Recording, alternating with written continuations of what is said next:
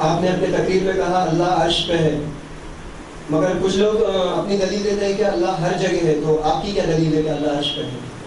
ہماری وہی دلیل ہے جو اللہ کی دلیل ہے. اللہ نے بتایا الرحمن علی العرش استوى، رحمان عرش پر مستوی ہوا. تو یہ سورہ طٰہٰ میں اللہ نے کہا، اور ثم استوى علی العرش، پھر اللہ عرش پر مستوی ہوا اللہ نے کہا. اور اسی طرح سے حدیث جاریہ ہے جس میں اللہ کے نبی صلی اللہ علیہ وسلم نے اس باندی سے پوچھا تھا این اللہ، اللہ کہاں ہے؟ تو اس باندی نے کہا تھا فی السماء، آسمان پر ہے.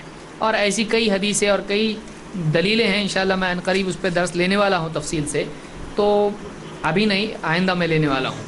آپ بولیں گے بٹھا کے رکھیں اور ایک نیا درس آ رہا ہے. تو یہ ایک موضوع ہے. ہماری دلیل وہی ہے جو اللہ نے بتائی ہے، الرحمن علی العرش استوى، کہ رحمان عرش پر مستوی ہوا.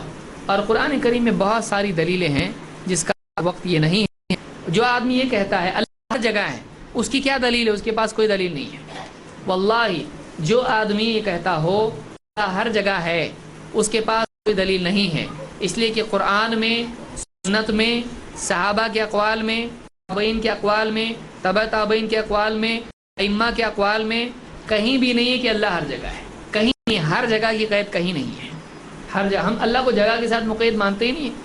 جو آدمی جگہ کے ساتھ مقید مانتا ہے وہ اللہ کو محدود کر رہا ہے. ہم اللہ کو جگہ کے ساتھ مقید مانتے ہی نہیں.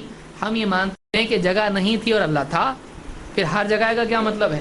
بعد میں جگہ آئی، پھر اللہ تھا کہ نہیں؟ پہلے جگہ تو نہیں تھی، پھر اللہ تھا. تو اب جگہ ہے، اللہ پہلے سے ہیں. اللہ تعالیٰ عرش کے اوپر ہے، عرش ہی نہیں تھا، اللہ نے پیدا کیا اس کو. تو یہ ساری جتنی چیزیں ہیں یہ ہمارے عقیدے میں ہیں. ہم اللہ کو عرش سے اوپر مانتے ہیں، عرش کا محتاج نہیں مانتے ہیں.